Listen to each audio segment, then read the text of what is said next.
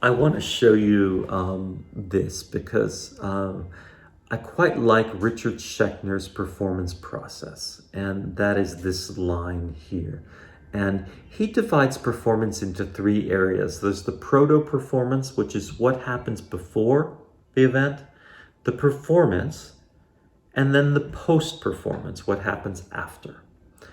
And each of these he divides into three specific areas. So in the proto-performance, here's the point that Scheckner says we can't just simply study that one thing, the performance. We have to study all of these 9 things. If you really want to understand a single performance, you have to understand all of these 9 things together. So it starts with the proto-performance, the training. So we have to understand how the performers were trained for this event. Now, that goes into how they were trained their entire lives and how they were trained by the group itself to get to this process. Yeah. And that links us to also the workshopping of the piece and the rehearsals of the piece. So those 3 things together. The workshopping of the piece is sometimes also the research that happens with a work. Yeah. So I had a student that was wanting to do a piece with letters written by World War II veterans to their loved ones back home. You know, letters from the war.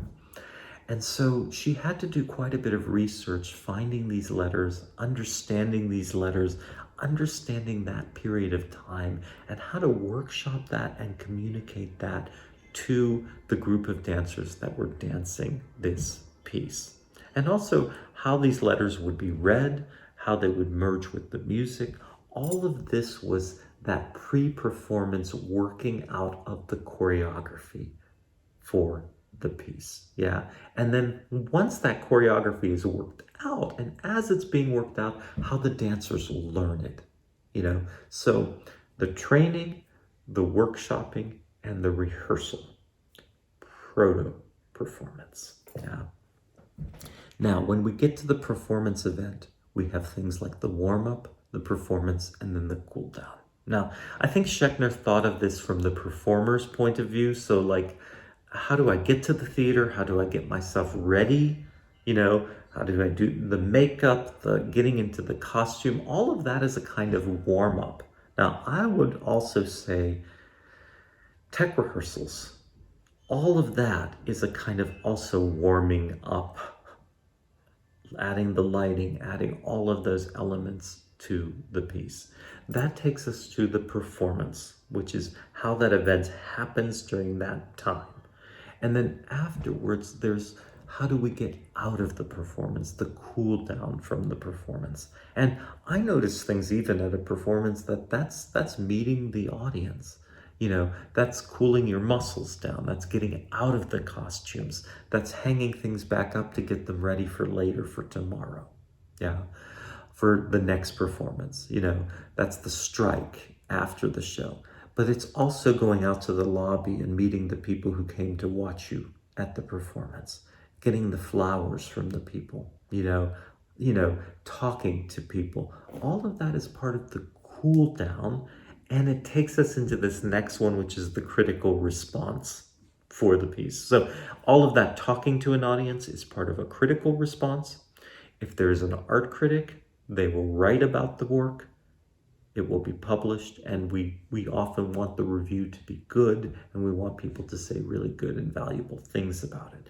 Usually we know after a performance that the performance went well, and that the response from the people is good, what is coming through. Yeah. And nowadays we have emails, we have Twitter, we have Instagrams, we have Facebook posts that we tend to know all of the critical response around a work of art. Yeah. And then finally we have archiving it. That's the videos of the piece. That's maybe nowadays we even have things on YouTube that continue to get seen and are doing well with that. And then finally we have the memories of how we the memories we remember a piece, how that piece was remembered by people and even documented and archived, all of that goes together. So I find this a fascinating process that Scheckner has defined. And again, that idea, if I want to understand a performance, I have to look on either side of it to know how did all of this come into existence. Those of you who create choreography know when I get a certain group of dancers together, I can make this kind of piece. And even after a piece, different choreographers will say, it's because I had these dancers, that I had this group, we were able to make this happen. So you can see how Scheckner is saying, study all of those things. What brought it to get it to that event, and then what happens after the piece, after the event. That all of that is fantastic and good.